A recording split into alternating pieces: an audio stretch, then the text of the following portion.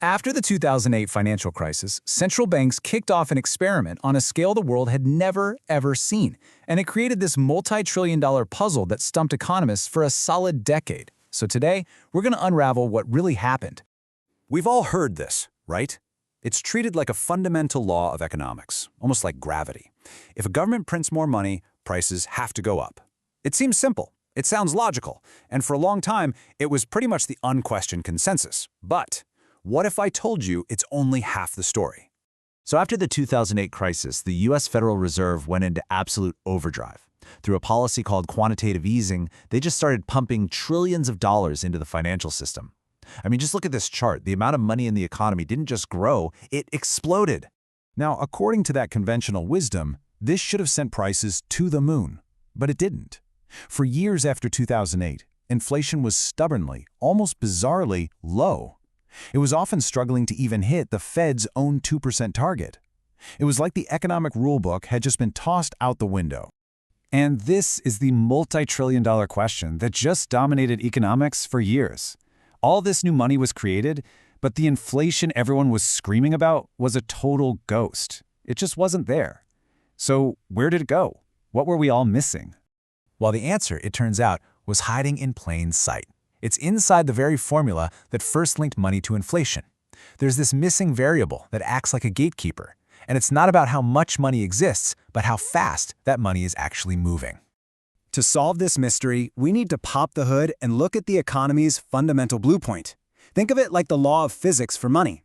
It's called the equation of exchange, and trust me, it reveals everything. Okay, first up is M for money supply. Now, this is the variable that everybody focuses on. It's the total amount of money the central bank has created and shoved into the system. This is the part that tripled after 2008. And here is our missing suspect, V for the velocity of money. Velocity is really just a measure of how frequently a dollar gets used to buy stuff. Is it being spent quickly, moving from person to person, or is it just sitting quietly in a bank account, doing nothing? Next up is P for the price level. This is basically the average price of everything in the economy. So when P goes up, that's what we feel as inflation. This is the variable that was supposed to skyrocket, but just didn't. And finally, there's Y for real output. This represents all the actual stuff our economy produces. All the cars, the coffees, the software, you name it. It's the real physical economy. Put it all together and you get this elegant balance. M times V equals P times Y. Think of it like a scale. The total amount of money spent on one side has to equal the total value of goods sold on the other. This shows that M, the money supply, is only half the story. If that pile of money, M, gets huge, but V, its speed, drops to a crawl, they can cancel each other out, keeping the scale perfectly level. So the crucial point here is that the speed of money, its velocity, is the real deciding factor. And it's not some constant number. It's a behavioral thing, driven entirely by human psychology, by our confidence, and by our fear.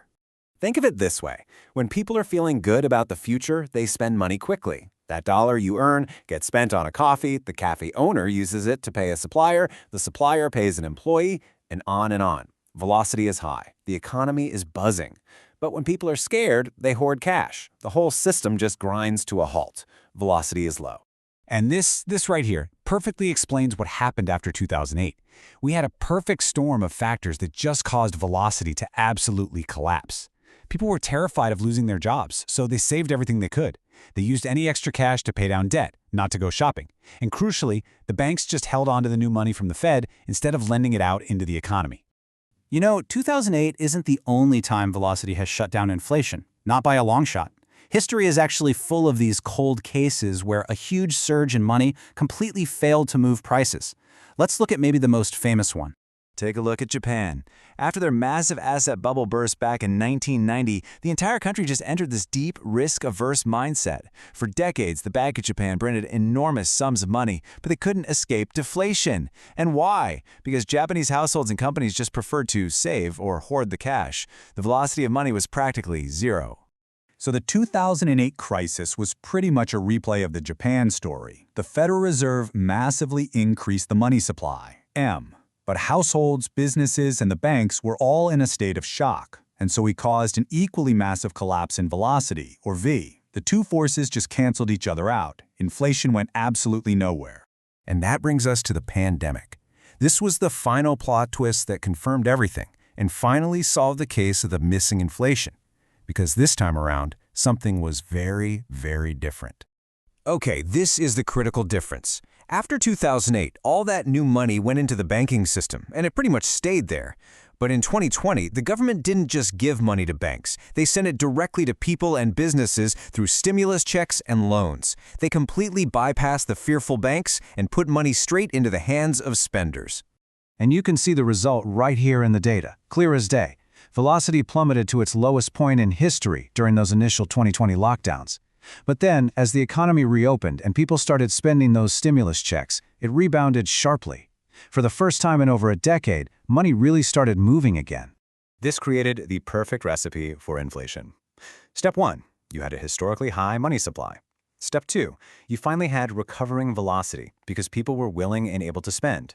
And step 3, you mix that with constrained output from all the supply chain shocks. So, too much money, moving at a faster speed, chasing way too few goods. The result? A massive surge in prices. So what's the final verdict? What should we really take away from all this? Well, it completely changes how we should think about the power of central banks. If there is one thing to take away, it's this. Central banks can print all the money they want. They control the quantity of money, M, but they can't force anyone to spend it. We, the people, the businesses, we control its speed, V. And as we've seen, our collective confidence and fear can completely neutralize anything they do. This leaves us with a critical question for the future. As payments become instant and digital currencies get more common, the natural speed of money is just set to increase dramatically. So what happens when velocity becomes a wildfire, so fast that even the smallest spark from the money supply could trigger an inferno of inflation?